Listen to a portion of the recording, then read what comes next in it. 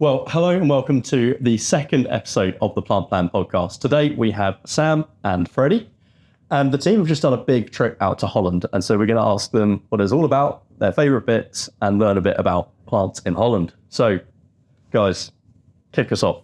Fred? Well, it was a fantastic trip and an incredible experience from my perspective, having never been there before. And the thing that really struck me, I'd say, was the scale of the glass houses there and the plants on offer. So the variety, hundreds and hundreds of different species, and actually you could spend days and days walking through these places and not, just touch the sides. So that was something that really struck me, and absolutely loved it. Awesome. I think I've been lucky enough in my career to have been there many times. But I love going there with new people that have not been before, just to see their faces light up when they walk into that first nursery and they're like, oh my God, this is incredible, I do. It's always so inspiring.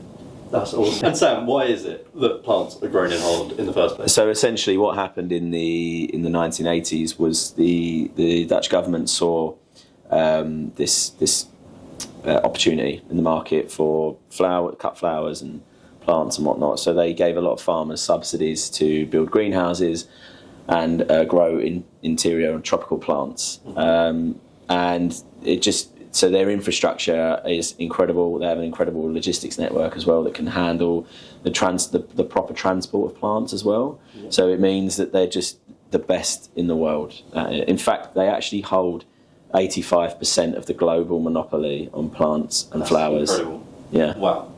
And how do they actually then go from, say, being a plant out in the tropics to then getting to a greenhouse in Holland? Does somebody go and take cuttings, or what happens? So there's a few ways they do it. So a lot of stuff. So a lot of smaller plants coming as tissue culture. Mm-hmm. So it's like a really small cutting or a small piece of the plant that then comes to the nurseries and is grown. Sometimes though they'll grow a plant to a certain maturity in, say, somewhere like Costa Rica, and then they'll restrip the bark of the foliage and they'll ship the stems, and then the stems arrive in the Netherlands and they get regrown in the Netherlands. Wow, that's fascinating. And then to get them from Holland to here, I assume it's a fairly straightforward hop. It used to be. It used to be. We used to be able to buy plants and get them delivered within 48 hours, but now it's more of a bit of a 10-day process. But essentially, as I say, they have like the most amazing logistics network, and they can get anything here, in due time. Just need to make sure that we're giving them enough notice to order it. We can't do last-minute orders anymore, unfortunately. But yeah, that's interesting. And I assume there must be some kind of challenge around pests and disease, because if these plants are travelling first from the tropics or then being grown in Holland, how do we make sure that there's no pests and disease ending up in, say, client buildings over here when the plants finally get around? So the pests and disease control in the nurseries is quite tight. When you go in, you'll see that they use a lot of different methods. One of the key methods being biological control. So in their nursery, existing alongside any kind of nasties that we don't want, they'll have lots of microscopic predators that actually go through the foliage and they eat everything that we don't want, basically. There's always going to be a bit of a challenge when it goes from nursery to transit to site, because there are so many touch points in which a pest or a disease can actually, get to the plant. But they try everything they can to make sure that doesn't happen from the beginning. And then once we get it here, we often spray them down, make sure that they're clean of any issues before they go into an office environment, basically. Brilliant. That's very interesting. Freddy, over to you. What would you say the most fascinating thing was about visiting for the first time? Well, I would say, just going back to my point about scale. So if you've ever been to the Palm House at Kew Gardens and you've walked around the upper levels there, to give you an idea, these greenhouses are 3, 4, 5 times the size of that Palm House at Kew Gardens. So the scale is enormous. The number of the variety of species is huge. So you could spend days and days walking through these greenhouses. There are vast areas dedicated to succulents, vast areas dedicated to cacti, and we now know that there are issues transporting those cacti to the UK, which we may come on to shortly.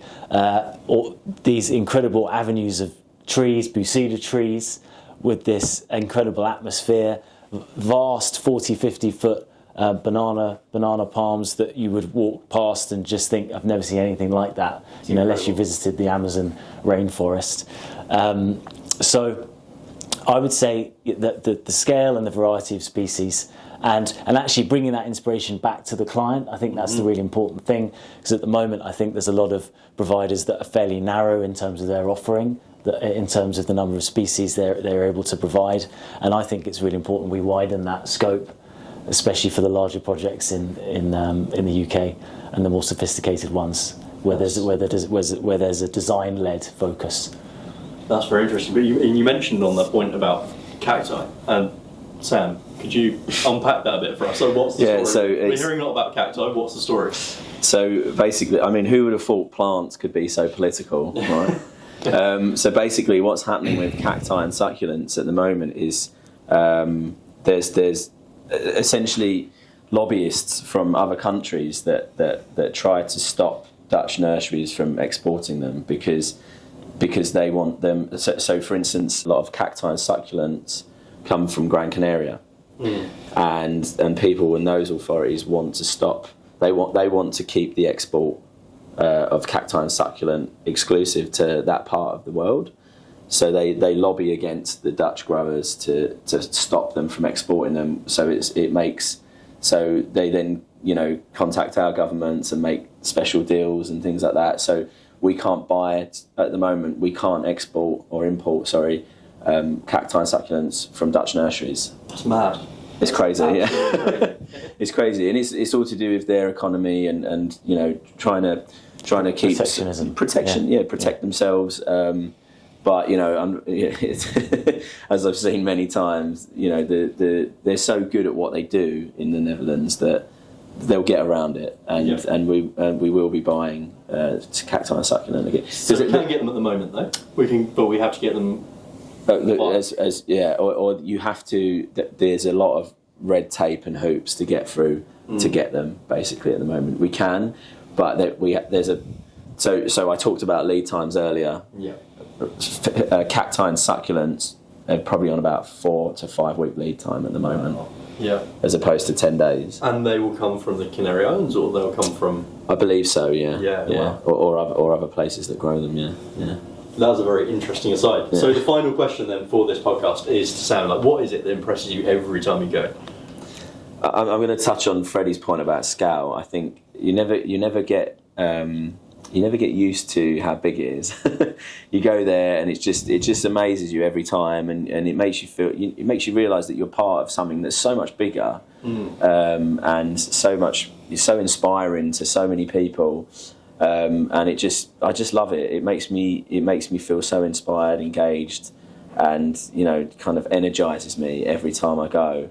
And you also, as a kind of designer, you get yourself into like these sort of modes where you just keep using the same things for a little while because they work. Yeah. And then you go there and it just reignites all this creativity, and you think, actually, why did I stop using that? I'm going to start using this, and here are some. But the other thing that's always really cool is that like plants come and go. So a lot of plants you'll spend a year speccing a certain type of plant for a job, and then suddenly they're gone because they can't grow them quick enough to keep up with the demand. So then you have to use something else, and sometimes that's disappointing. But then if you're in the nurseries, you're like, right, I can use that instead. Yeah. And then you start using that. So it's really good to get yourself there and just see what's happening, see what's going on, because there's always new and different ways that they're growing things as well. So seeing different and unique ways of for instance, a Ficus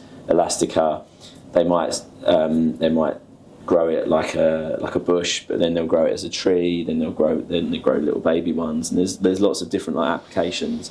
So it's really good to go and see, and that always reignites some creativity and some energy and enthusiasm for what we do.